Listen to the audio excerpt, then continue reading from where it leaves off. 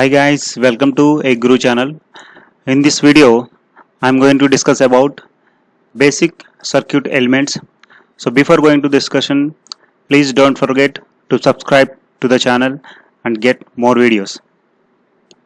So here, we will see the basic circuit elements, the classification of basic circuit elements with examples, and we will apply for different VI characteristics. At the last, we will apply for different VI characteristics. So in competitive exams, these are very important.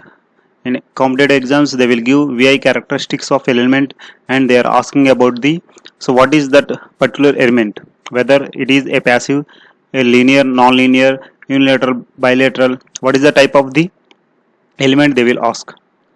So let us start the discussion. So basic circuit elements. So first we will see what is a circuit element.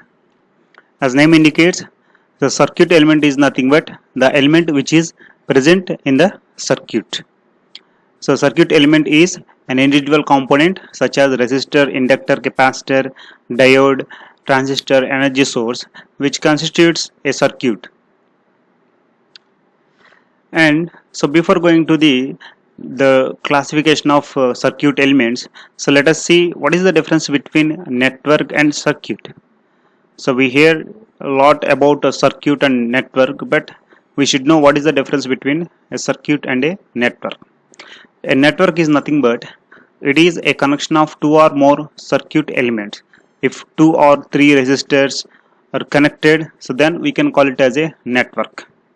But comes to the circuit, a circuit is a network so that has at least one closure path. That means if a network is having at least one closure path, that we can call it as a circuit.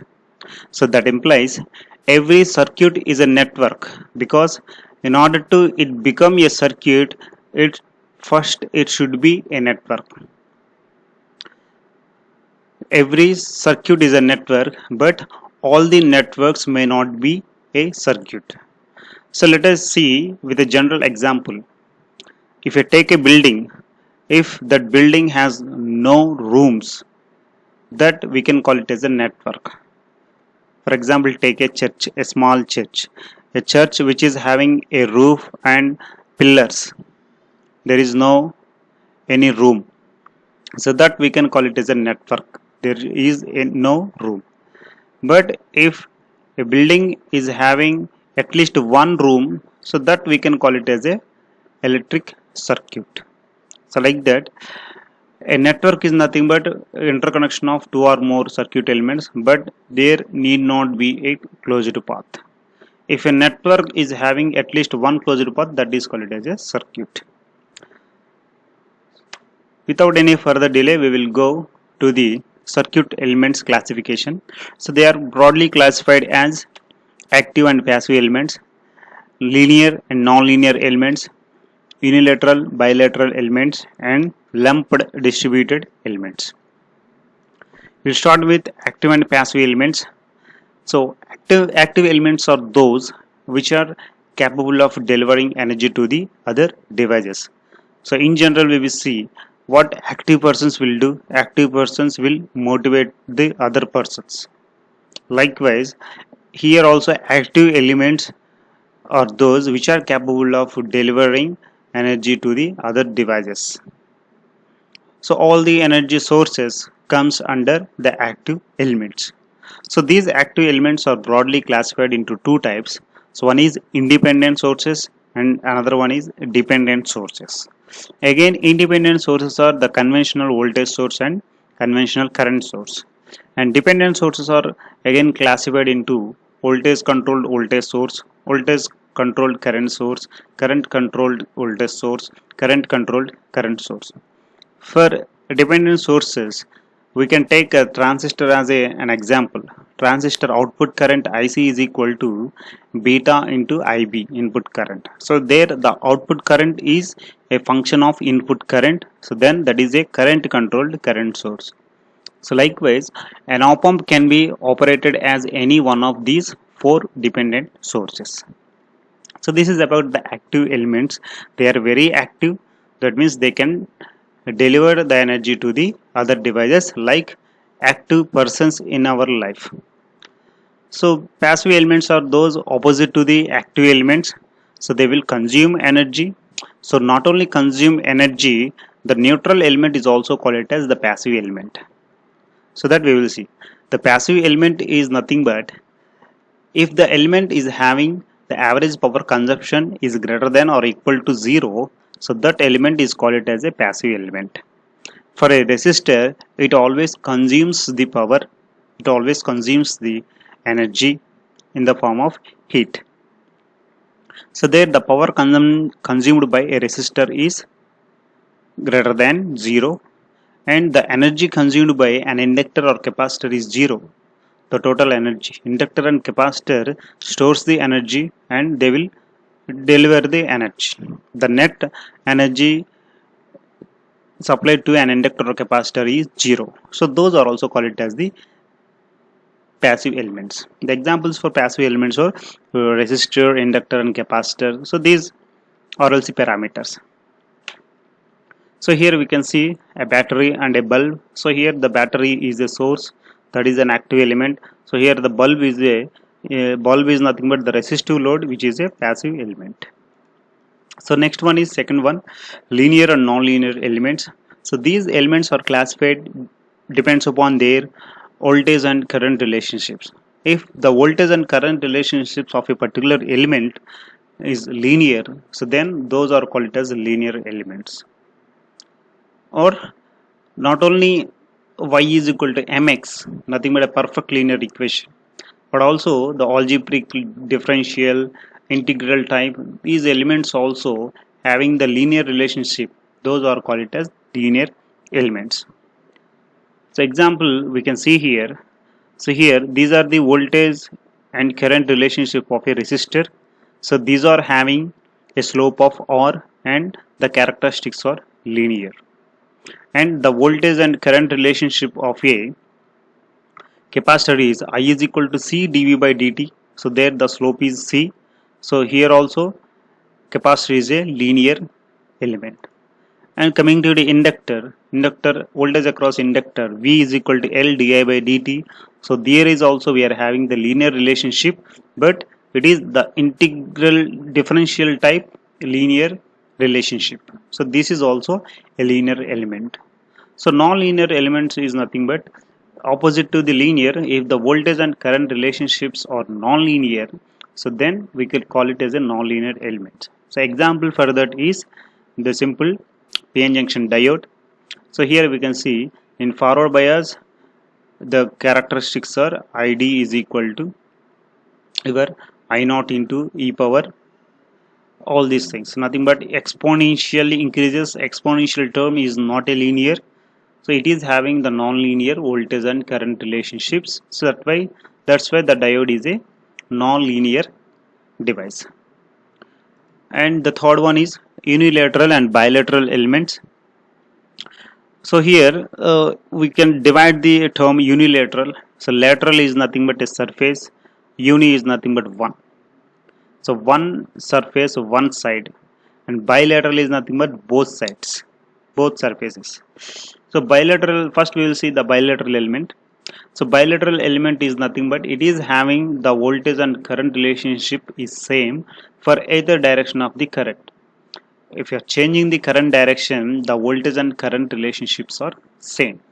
For example, here we can see in voltage across resistance, the characteristics of voltage and current relationships of a resistor. It is a bilateral element because even though you are reversing the current direction, if the for negative current also the characteristics are same. So this is a bilateral element. On both sides of current, the characteristics are same. Similarly, capacitance, inductance, those are also bilateral elements. But comes to the unilateral element, it is having one type of characteristics for positive current, another type of characteristics for negative current. So the diode itself is the unilateral element. For positive current we are having the characteristics like this, and for negative side of current the characteristics will change. For forward bias we are having the forward current, considerable amount of current. For negative bias, there is a only leakage current. When the breakdown voltage occurs, then the huge amount of current will flow. Likewise, if the voltage and current relationships are different for different directions of current, that is called as the unilateral element. If the voltage and current relationships are same for both directions of current, that we will call it as the bilateral element. And the fourth one is lumped and distributed elements. So here lumped elements are those which are small in size, and we can physically separate those elements for analysis purpose. Nothing but inductance and capacitor, resistor. So these are the lumped elements. So those we can remove physically for analysis purpose. So distributed elements are those, so they are distributed over a long distances. We cannot separate physically for analysis purpose. So those are the distributed elements. So simply, so lumped elements are those which are small in size. Distributed elements are those which distributed over thousands of kilometers over a long length. And lumped elements we can separate for analysis purpose, but distributed elements we cannot separate from the system. Examples for the lumped elements are the normal inductor, capacitor and resistor. So they are lumped elements. We can physically separate the elements for analysis purpose. For distributed elements is nothing but the transmission line parameters, nothing but distributed resistance. The line resistance is distributed over hundreds of kilometers. So similarly, between the transmission line and earth there is a capacitance and the conductance. So this is capacitance also distributed over a hundreds of kilometers. So likewise, so these transmission line parameters, resistance, inductance, capacitance and conductance, these four are distributed parameters. So those we cannot separate because they are distributed over a long distances in the system. So these are the distributed parameters. So now we will see how to identify whether the given characteristics voltage and current relationships are linear or non-linear, active or passive, or lump or unilateral, bilateral, that we will see. So first we will see here. So these are the voltage and current relationships of a resistor. We can see here, we know that. So here what we have to observe is, if the slope is positive, then it is a passive element. If the slope is positive, it always consumes the energy, it is a passive element. So here the slope is difference of y coordinates by difference of x coordinates, v by I, that is positive. So here the slope is minus v by minus I, this is also positive. So then it is a passive element. Coming to linear, by looking at the characteristics we can say whether it is a linear or non-linear. It is straight line, nothing but it is having a linear characteristics. And bilateral, so here the characteristics are same for either direction of current, that's why it is a bilateral element.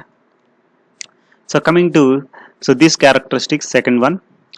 So here for positive current the slope is positive, for negative current here the slope is negative. So if the slope is negative, that is an active element. So if the slope is negative and it is active element plus any other part of the graph will gives that is an active element. And from watching this one we can say it is a non-linear characteristics.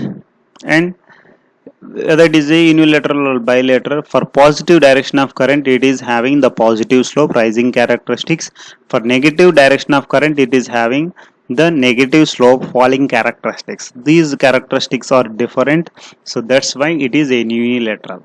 Similarly we can see here, so in second coordinate voltage is negative, current is positive, so that's why slope is negative, it is an active element. From the diagram it is a non-linear and unilateral. Unilateral means the characteristics are different for positive current and negative current. Similarly, we can apply here.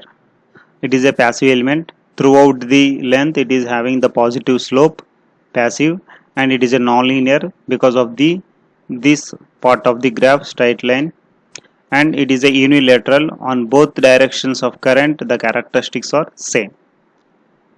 So here it is an active, nonlinear, unilateral. So this one is positive slope, passive, nonlinear, unilateral. So here it is. So it is negative slope. This one is positive slope. So that's why it is active, nonlinear, unilateral. So passive, nonlinear, unilateral. Similarly, we can apply the same thing. These are the typical some diode characteristics: passive, nonlinear, and bilateral. So likewise, so these are very important in terms of competitive exams. By watching the characteristics, we should say which type of element is that. So with this knowledge, I hope you can identify any graph, whether it is a active or passive element, linear or non-linear element, unilateral or bilateral element. So thank you guys having your time.